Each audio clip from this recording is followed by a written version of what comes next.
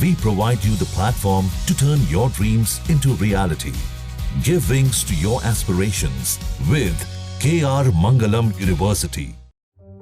जम्मू कश्मीर के पहलगाम में हिंदुओं के नरसंहार पर पूरे देश में आक्रोश है। जिस तरह से आतंकियों ने हिंदुओं को अपना निशाना बनाया, उसने इंसानियत को ही शर्मसार कर दिया। लोग जन्नत में जिंदगी के पल सुकून से बिताने आए थे, परिवार के साथ हसीन वादियों में घूमने आए थे, लेकिन आतंकियों ने पर्यटकों को मारकर उन वादियों को ही खून से लाल कर दिया। किसी का पति मारा गया तो किसी का पूरा परिवार ही गोलियों से भून डाला। आतंकियों ने सबसे पहले लोगों से उनका धर्म पूछा, फिर कलमा पढ़ने के लिए कहा और आतंक की ये दास्तान यही नहीं रुकी। दहशतगर्दों ने ऐसी हरकत कर डाली जिसे सोचकर भी रूह कांपने लगती है। अब इस आतंकी हमले को लेकर बड़ा खुलासा हुआ है। वो सच सामने आया है जिसे सुनकर आपको भी शर्म आने लगेगी। आतंकियों ने हिंदुओं की पैंट खोलकर देखी थी। उन्होंने खतना देखकर ही हिंदुओं को मार डाला।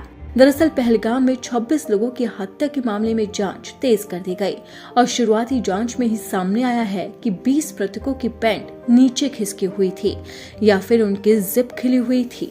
यह सबूत इस बात की पुष्टि करते हैं कि आतंकियों ने पर्यटकों से पहले उनका धर्म पूछा और फिर गोली मारकर हत्या कर दी। एक रिपोर्ट में सूत्रों के हवाले से बताया गया है कि आतंकियों ने पीड़ितों से आधार कार्ड और ड्राइविंग लाइसेंस जैसे पहचान पत्र भी मांगे, फिर कलमा पढ़ने को कहा और फिर उनकी पैंट उतार कर खतना की जांच की। आतंकियों ने बर्बर तरीके से हिंदुओं की हत्या कर दी और अब इसी हमले को लेकर लगातार जांच की जा रही है।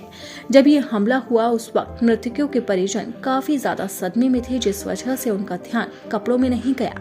यहाँ तक कि कर्मचारियों ने भी शवों को उस स्थिति में उठाया जैसे वो थे और फिर शवों को कफन में ढक दिया।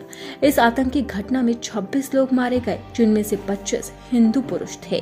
पहलगाम आतंकी हमले की जाँच अब तेजी से आगे बढ़ रही है और संदिग्धों को हिरासत में लेकर लगातार पूछताछ की जा रही है। इस हमले के बाद भारत सरकार ने भी पाकिस्तान के खिलाफ सख्त कदम उठाए। भारत ने अटारी चेक पोस्ट को तत्काल प्रभाव से बंद करने का फैसला लिया। इसके अलावा देश के सार्क वीजा छूट योजना के तहत जारी किए गए सभी वीजा को रद्द करने का फैसला किया और पाकिस्तानी नागरिकों को 48 घंटे के अंदर देश छोड़ने का आदेश दिया गया। भारत ने पाकिस्तानी उच्चायोग में रक्षा, सैन्य, नौसेना और वायु सलाहकारों को अवांछित घोषित कर दिया और उन्हें 1 हफ्ते के अंदर भारत छोड़ने का आदेश दिया।